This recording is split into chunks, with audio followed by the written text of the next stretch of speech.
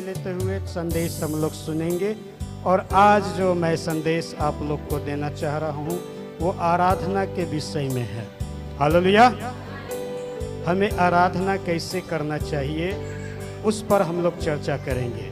हमारे साथ पढ़ने के लिए निकाल लीजिए यूहन्ना की पुस्तक 4 अध्याय और उसका 24 वचन। यूहन्ना की पुस्तक 4 अध्याय 24 वचन। यहाँ पर लिखा है, परमेश्वर आत्मा है और अवश्य है कि उसकी आराधना करने वाले आत्मा और सच्चाई से आराधना करे। हालेलुया। मेरे पीछे पीछे इस पद को आप लोग दोहराइएगा, मेरे पीछे पीछे बोलिएगा। परमेश्वर आत्मा है और अवश्य है कि उसकी आराधना करने वाले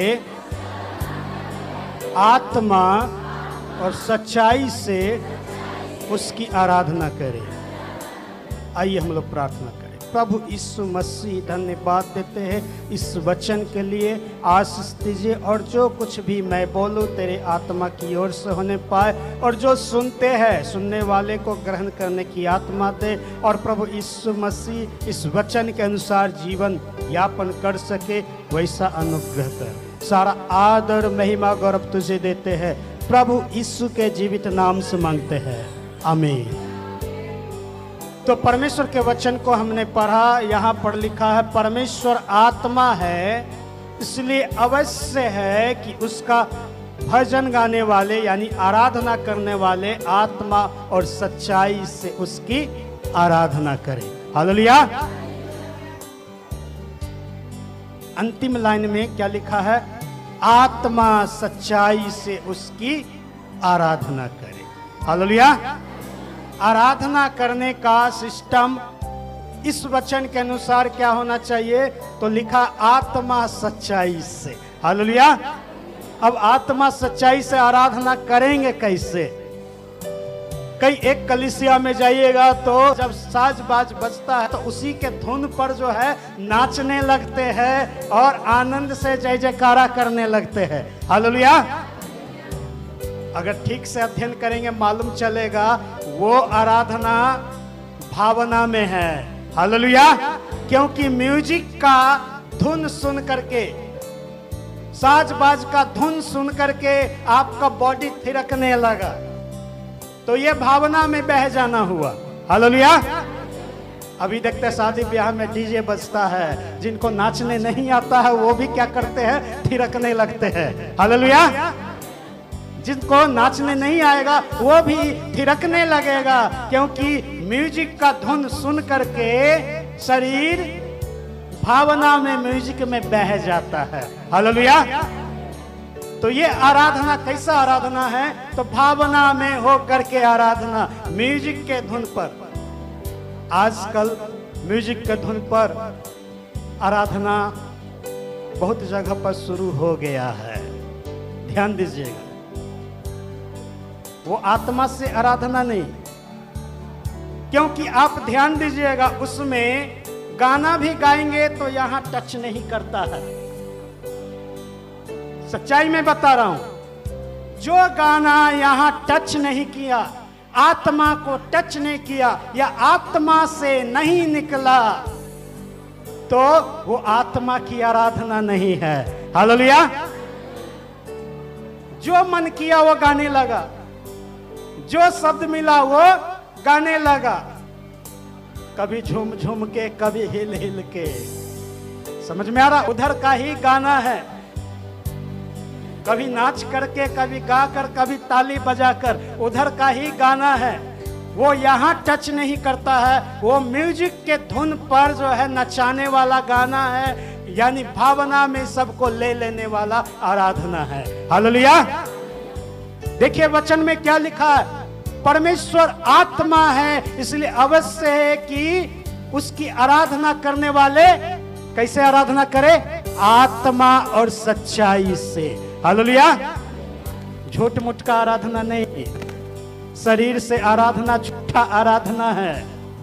शरीर से जो आराधना करते हैं उसमें सच्चाई नहीं है। वैसी आराधना में सच्चाई नहीं आता है, क्योंकि म्यूजिक बज रहा है और शरीर हिल रहा है। हृदय की गहराई से गीत नहीं निकल रहा है, हृदय के गहराई से गीत नहीं निकल रहा है, तो आत्मा से वो गाया नहीं जा रहा, आत्मा की आराधना नहीं है। हालेलुया। आत्मा से जो गाना गाते हैं तो आत्मा के बहाव में लोग हो जाते हैं, लेकिन शरीर से जो गाना गाते हैं तो शारीरिक दशा जो है वहां पर काम करने लगता। हालेलुया।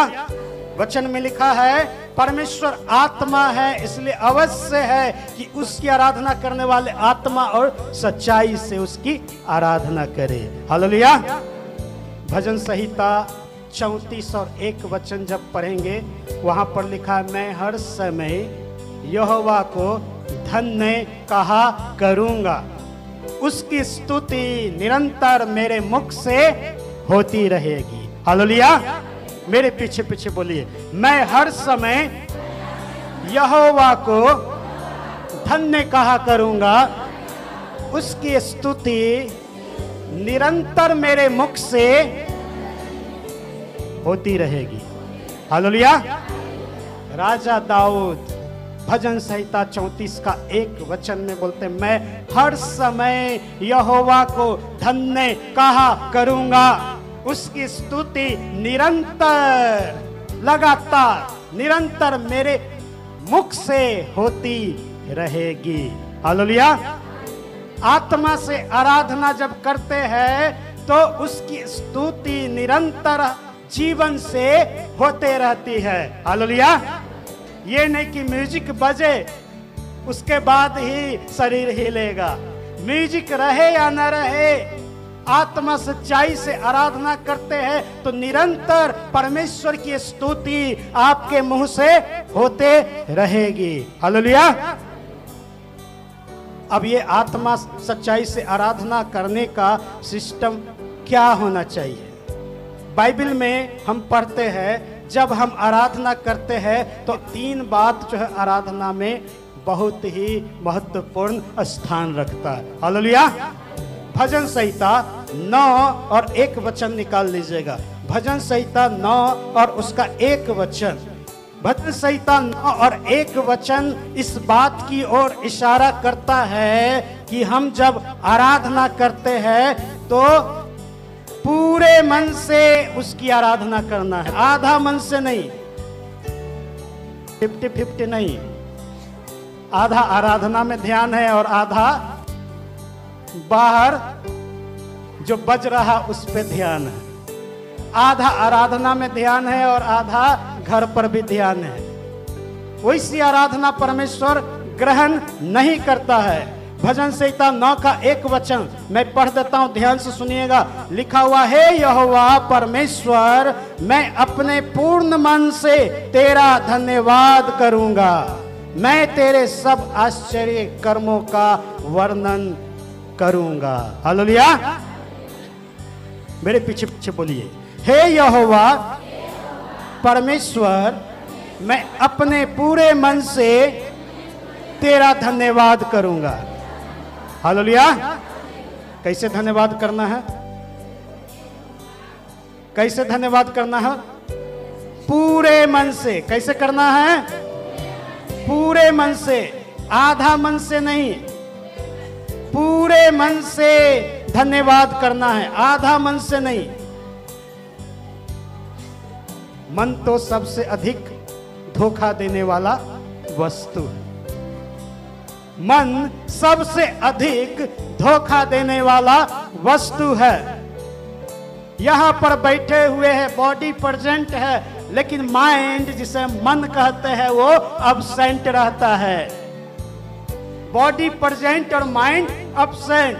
यहां पर बैठे हुए हैं और बैठे बैठे ध्यान घर में लगा हुआ है। वैसी आराधना को प्रभु स्वीकार नहीं करता है। यहाँ बैठे हुए हैं और यदि आपका कोई रिश्तेदार ट्रेन में है तो बैठे बैठे मन जो है वहाँ चला जाएगा और बैठे बैठे सोचेंगे, बोलेंगे पता नहीं हाजीपुर से बेटा चल रहे होते कि नहीं चल रहे होते, मौसम गड़बड़ है, बकरी यदि बाहर रख के आए हैं, अगर आपको यहाँ पर थोड़ा सा भी फीलिंग हो, महसूस हो कि बारिश पड़ने वाली है, आराधना छोड़ करके मन में कहेंगे क्या पता बकरी को खोल करके कोई अंदर किया होगा कि नहीं किया होगा। यानी बॉडी प्रेजेंट और माइंड अब्सेंट है। आराधना जब करते हैं ना तो माइंड को अब्सेंट नहीं करना है। आराधना जब करते हैं तो पूरे मन से उसकी आराधना करना है, 50-50 नहीं। यहां पर बैठे बैठे बाहर की बातों को नहीं सोचना है, केवल प्रभु की बातों को सोचना है और प्रभु के वचन पर ध्यान करना है। भजन संहिता पढ़ेंगे, भजन संहिता में वैसे लोगों को परमेश्वर आशीषित किया है। भजन संहिता 1 में वैसे लोग को आशीषित किया परमेश्वर जो परमेश्वर के व्यवस्था पर रात दिन ध्यान करता रहता है। हालेलुया। भजन संहिता 1 का पहला पद में लिखा, क्या ही धन्य है वह पुरुष जो दुष्टों की युक्ति पर नहीं चलता और न पापियों के मार्ग में खड़ा होता है और न ठट्ठा करने वालों की मंडली में बैठता है। आगे लिखा है, परंतु वह तो यहोवा की व्यवस्था से प्रसन्न रहता है और उसकी व्यवस्था पर रात दिन ध्यान करता रहता है। हालेलुया। कौन धन्य है, कौन आशीषित है जो परमेश्वर की व्यवस्था पर यानी उसके वचनों पर रात दिन ध्यान करता है। आए हैं यहाँ चर्च में आराधना करने के लिए और एक पल भी ध्यान नहीं लगा सकते। आराधना के लिए आए हैं लेकिन ध्यान कहीं और। यहां पर बैठे बैठे कोई और बात को सोच रहे हैं। बैठे बैठे बिना टिकट जो है मुंबई चले जाते हैं। बैठे बैठे बिना टिकट कलकत्ता घूमने लगते हैं। बैठे बैठे हम और आप कहीं और चले जाते हैं। परमेश्वर वैसी आराधना को नहीं चाहता। राजा दाऊद क्या बोलते हैं, मैं अपने पूरे मन से तेरा धन्यवाद करूंगा। हालेलुया।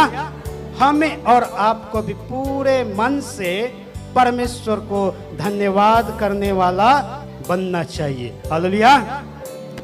यूहन्ना की पुस्तक 4 का 23 वचन पढ़ेंगे। लिखा, परंतु वह समय आता है वरन अब भी है जिसमें सच्चे भक्त पिता की आराधना आत्मा और सच्चाई से करेंगे, क्योंकि पिता अपने लिए ऐसे आराधकों को ढूंढता है। परमेश्वर ढूंढता है पूरे मन से आराधना करने वाले। यहाँ पर बैठे हुए पूरा मन से आराधना नहीं करेंगे तो आपके जीवन में जो भी आशीष मिलना चाहिए वो नहीं मिल पाएगा। हालेलुया। चंगाई के लिए अधिकांश लोग आते हैं, प्रार्थना के लिए आते आशीष पाने के लिए। अगर चंगाई के लिए प्रार्थना के लिए आए हैं यहाँ पर कि चंगे हो जाए तो पूरी रीति से परमेश्वर को अपना जीवन समर्पित करने की जरूरत है। हालेलुया। पूरे मन से परमेश्वर की आराधना करने की जरूरत है। यदि आधा मन से करेंगे तो आधा ही आशीष मिलेगा। हालेलुया। 2 तरह का चंगाई होता है, टेम्पररी हीलिंग और परमानेंट हीलिंग। एक तत्काल में आपको थोड़ा सा आराम मिलेगा, तत्काल में आराम, और एक हमेशा के लिए आप चंगे हो जाएंगे। हालेलुया। यानी टेम्पररी हीलिंग वो जो तत्काल में आपको आराम मिला, और परमानेंट हीलिंग वो जिसमें पूरी रीति से आपकी समस्या हट गई आपके जीवन से। हालेलुया। यदि आप पूरे मन से आराधना करेंगे तो पूरी रीति से परमानेंटली आपका जीवन का हर एक रोग दूर हो जाएगा। हालेलुया। और यदि 50-50 कर आधा आराधना करेंगे तो ये टेम्पररी हीलिंग मिलेगा कुछ समय के लिए। हालेलुया। कई एक को मैं जानता हूं यहां पर आते हैं, वो हर सप्ताह सामने खड़े हो जाते हैं, जहां लास्ट में बोलेंगे कितने लोग बीमार है, आ जाइए प्रार्थना करेंगे। तो हर सप्ताह मैं देखता हूं वही लोग आकर खड़े होते हैं। पिछले सप्ताह भी वही बात के लिए प्रार्थना करवाए और इस सप्ताह भी वही बात के लिए प्रार्थना करवाए। क्यों? क्योंकि पूरी रीति से 100% कंप्लीटली अपने मन से प्रभु की आराधना यहां पर बैठ करके नहीं करते। हालेलुया। पूरी रीति से पूरे मन से आराधना नहीं करते हैं। पूरे मन से आराधना करेंगे तो जब आराधना के समय में मैं बता रहा था तो उस समय मैंने क्या बोला? आराधना में छुटकारा है। हालेलुया। आराधना में छुटकारा है। शरीर में ऐंठन है, शरीर में दर्द है, फिर भी पूरे मन से आराधना करना है। हाथ उठ नहीं सकता है, हाथ में दर्द है, फिर भी पूरे मन से आराधना करना है, हाथ को उठाना है। यहाँ तो बोलते रहते हैं लेकिन लोग हाथ उठाते नहीं है। बोलते रहते हैं लेकिन मुंह से शब्द निकलता नहीं। बोलते रहते हैं लेकिन पूरे मन से आराधना नहीं करते हैं। पूरी रीति से चंगा होना चाहते हैं, पूरे मन से आराधना करिए। हालेलुया। अब दूसरी बात है आराधना में जो होना चाहिए। दूसरी बात, आराधना में हमारा मुंह का भी उपयोग होना चाहिए। हालेलुया। भजन संहिता 51 और उसका 15 वचन। भजन संहिता 51 और उसका 15 वचन ध्यान से सुनिएगा। लिखा है, हे प्रभु मेरा मुंह खोल दे तब मैं तेरा गुणनवाद कर सकूंगा। हालेलुया। जोर से बोलिए मेरे पीछे पीछे, हे प्रभु मेरा मुंह खोल दे तब मैं तेरा गुणनवाद कर सकूंगा। हालेलुया। राजा दाऊद बोलते, हे प्रभु मेरा मुंह खोल दे तब मैं तेरा गुणनवाद कर सकूंगा। हालेलुया।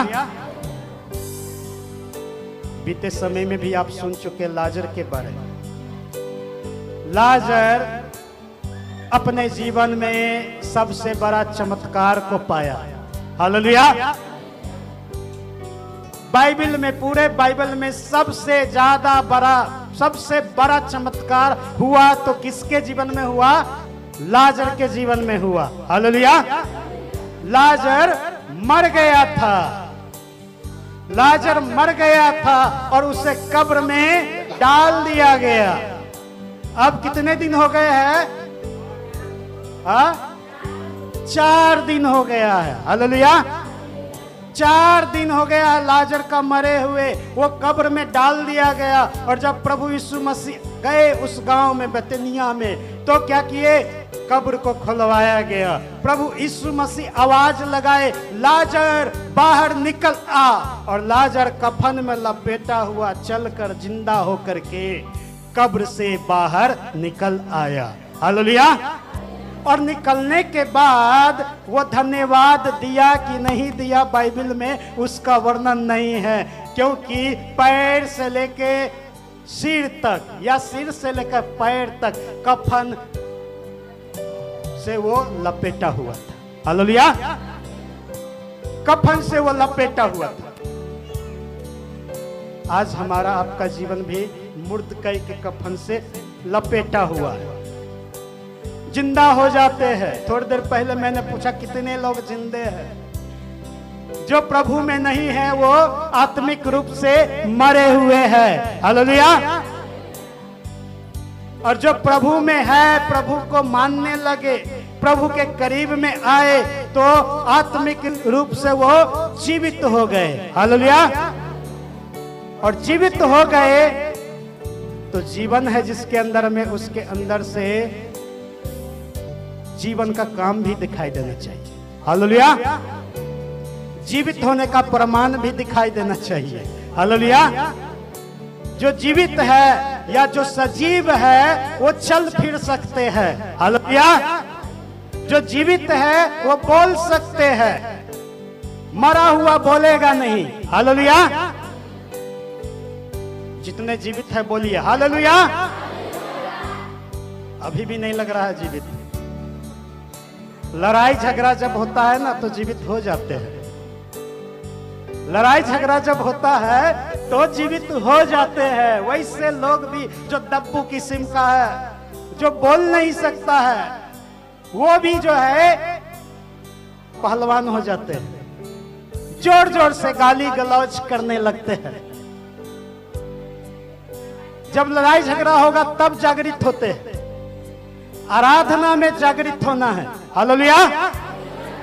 जब आराधना में आते हैं तो जीवित होकर के अपने मुंह से ऊंची आवाज में आराधना करने की जरूरत है। हालेलुया। लेकिन सबका टाइम होता है। चर्च की आराधना का अलग सिस्टम है, व्यक्तिगत आराधना का अलग सिस्टम है। ये विषय मेरा नहीं है, इस पर बाद में हम लोग बताएंगे।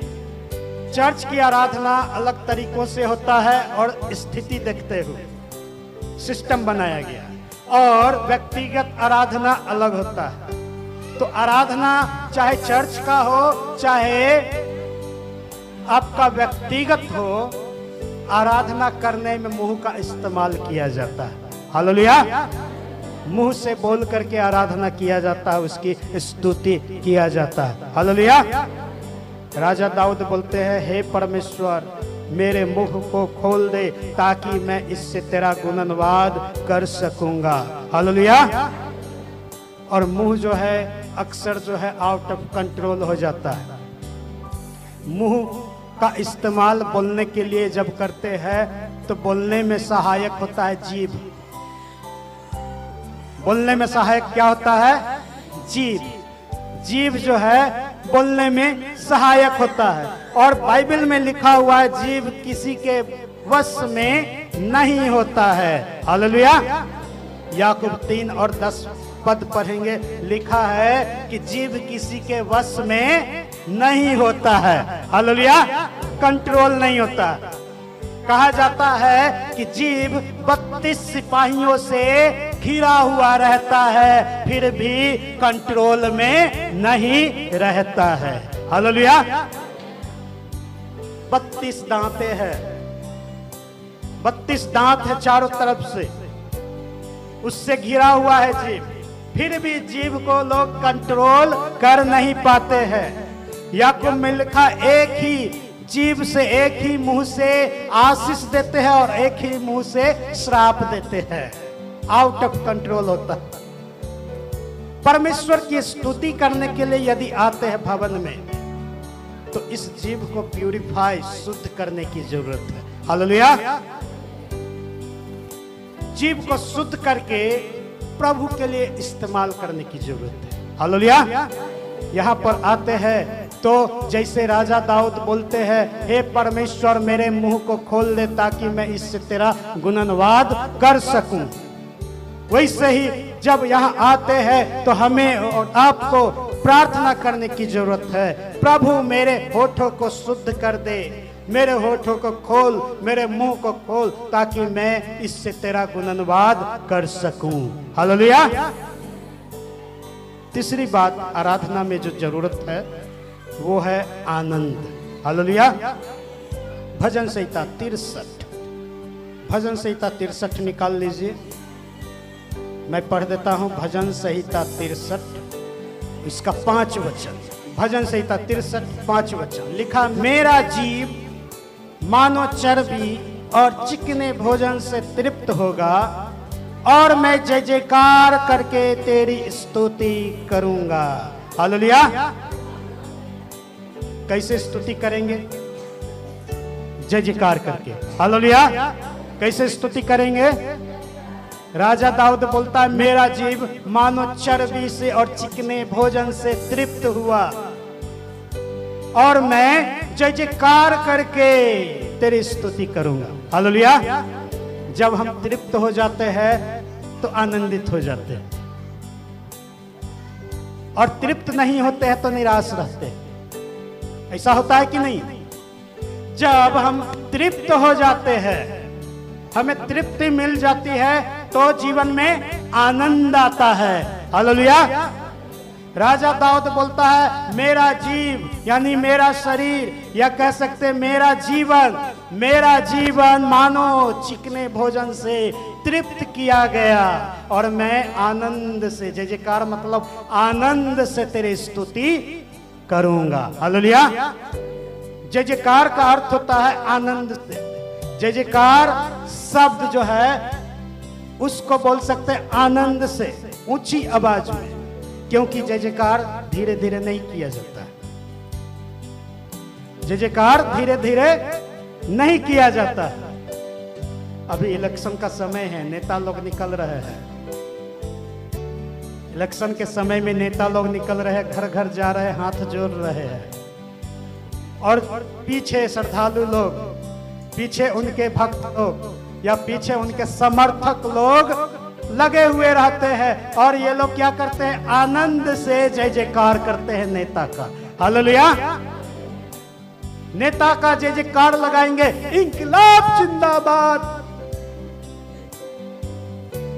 आवाज लगाते हैं ना। अब मान लीजिए जय जयकारा लगाने वाले, लगवाने वाले बोलेगा धीरे से, इंकलाब जिंदाबाद, इंकलाब जिंदाबाद, इंकलाब जिंदाबाद,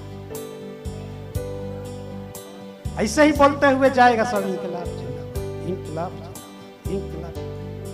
किसी को सुनाई नहीं देगा। बगल वाला जो जय जयकारा लगाने वाले में और उससे भी तेज है तो क्या बोलेगा? अरे जोर से बोलो ना, जोर से जय जयकारा तो लगाओ।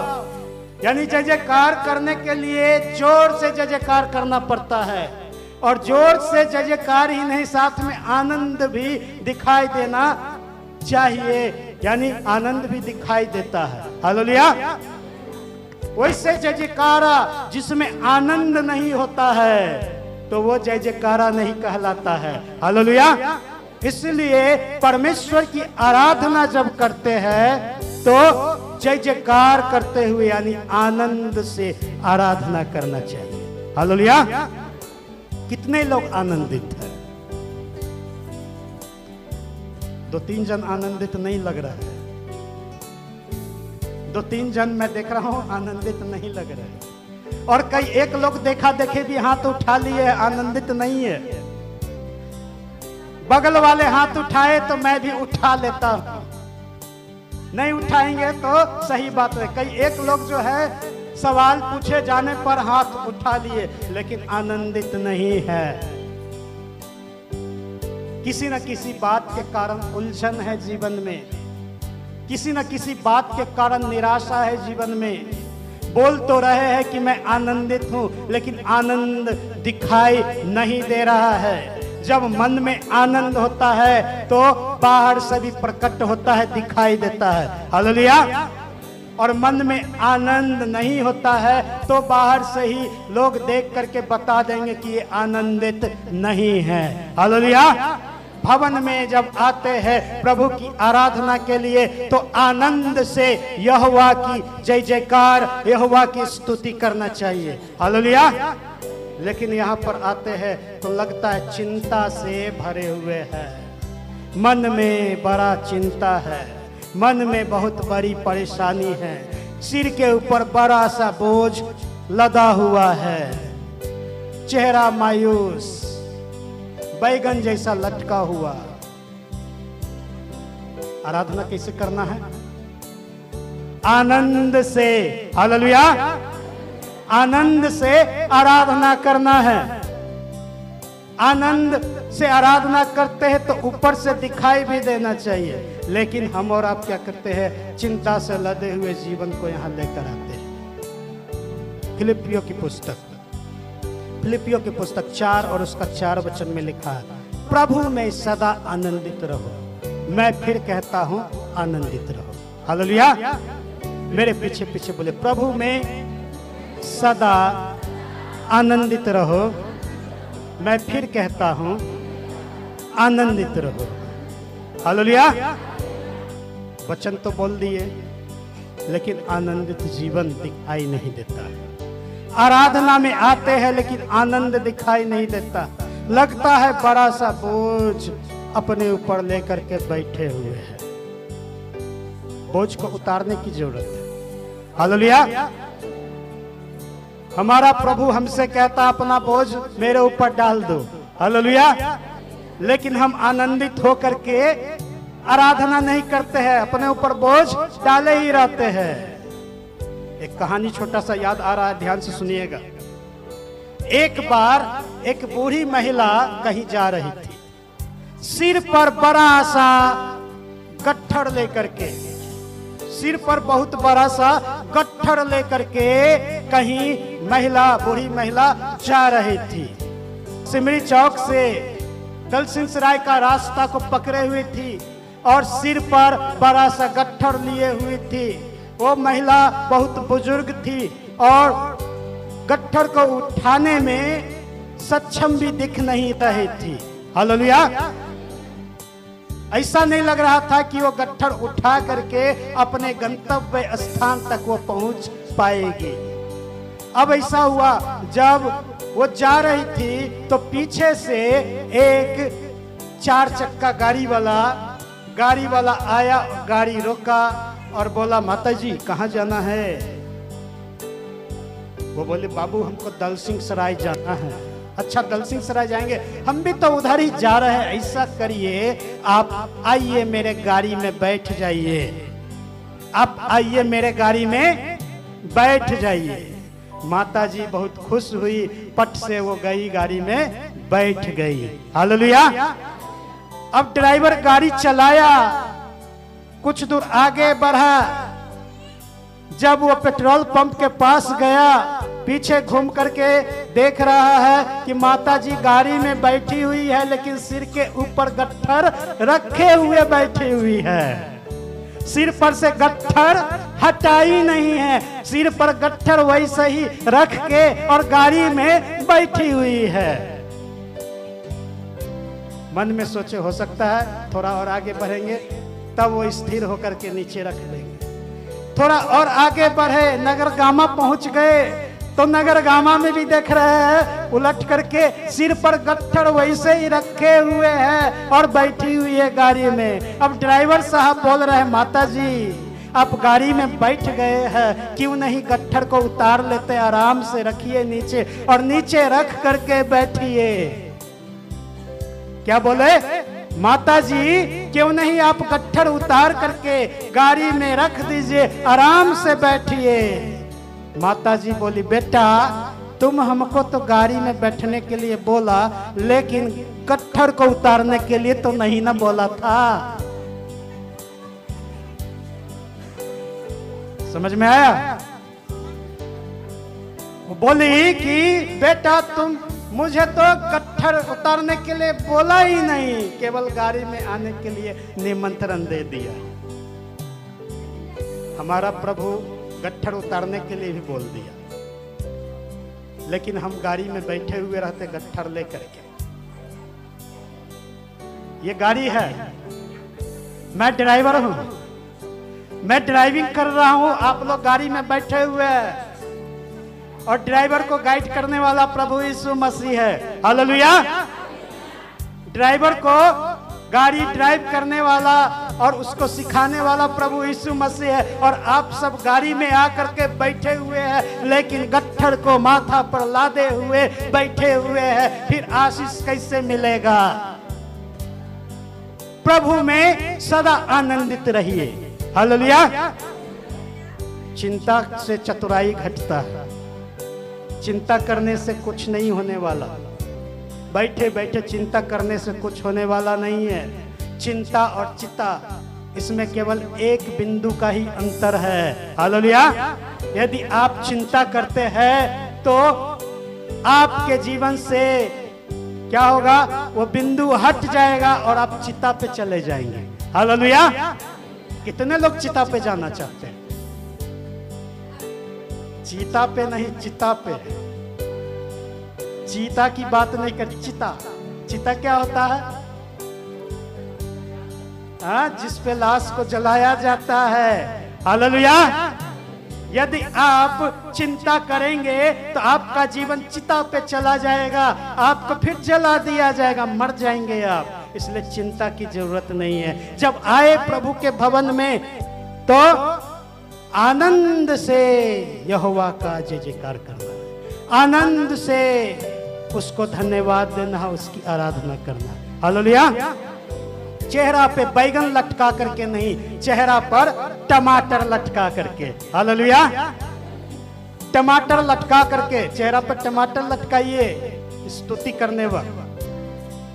टमाटर लटका के ही स्तुति करिए, प्रशंसा। चेहरा पर मुस्कान होना चाहिए। कई एक लोग यहाँ है, पुराने लोग भी है, उसके चेहरा पर कभी भी मैंने मुस्कान नहीं देखा। कई एक लोग कई साल से आ रहे हैं, बपतिस्मा भी ले लिए, लेकिन हमेशा आएंगे प्रार्थना करवाने आएंगे, एकदम चेहरा पर मुस्कान है ही नहीं, मुस्कुराहट है ही नहीं। जब प्रभु के भवन में आते हैं, आनंद से भर करके आइए। प्रभु में सदा आनंदित रहिए, किसी और बात में नहीं, तो प्रभु में सदा आनंदित रहिए। हालेलुया। क्या चीज की चिंता, क्या चीज की परेशानी है? चिंता क्या चीज की है? परेशानी क्या चीज की है? किस बात की चिंता, किस बात की परेशानी? प्रभु यीशु मसीह बोलते हैं, अपनी सारी चिंता मुझ पर डाल दो, क्योंकि मुझे तेरा ध्यान है। हालेलुया। प्रभु यीशु मसीह आपकी चिंता को, आपके परेशानी को अपने ऊपर ले लिया। फिर चिंता किस बात की? चिंता छोड़िए और स्तुति करिए। जब आते हैं भवन में तो मुस्कुराते हुए आइए, आनंद से उसकी स्तुति करिए, क्योंकि राजा दाऊद यही बोलते हैं कि मैं जय जयकार करके तेरी स्तुति किया करूंगा। हालेलुया। हर एक चिंता को छोड़ करके उसकी स्तुति आनंद से करिए। प्रभु के भवन में जब भी आते हैं, ध्यान दीजिए, जो चंगे होना चाहते हैं, जो अपने जीवन में आजादी पाना चाहते हैं, जो आज प्रार्थना के लिए आए हैं, प्रभु के समीप में आए हैं, तो प्रभु की आराधना जब करते हैं तो पूरे हृदय से करिए। पूरे हृदय से, 50-50 नहीं, पूरे हृदय से आराधना करिए और मुंह खोल करके आराधना करिए। मुंह से आराधना करिए, बोल करके आराधना करिए। और जब आराधना करते हैं तो आनंद से आराधना करिए। हालेलुया। कैसे आराधना करना है? आनंद से आराधना करना है। बाजा का इंतजार मत करिए कि बाजा बजेगा तभी आनंद दिखाई देगा। बाजा बजे या ना बजे, आपका शरीर थिरकने लगना चाहिए प्रभु के आनंद के बीट पे। हालेलुया। प्रभु के आनंद के धुन पर आपका शरीर थिरकने लगना चाहिए, क्योंकि वचन भी यही सिखाता है, प्रभु में सदा आनंदित रहो। मैं फिर कहता हूं, आनंदित रहो। फिलिप्पी 4:4। आइए अपनी जगह पर खड़े हो जाए, मेरे साथ साथ कोरस के रूप में इसको गाएंगे। प्रभु में सदा आनंदित रहो। मेरे पीछे पीछे बोलिए, प्रभु में सदा आनंदित रहो। मैं फिर कहता हूं, आनंदित रहो। फिलिप्पी 4:4। कैसे आराधना करना है? आनंद से। देखते हैं अभी गाना गाते हो कितने लोग के जीवन से आनंद दिखाई देता है।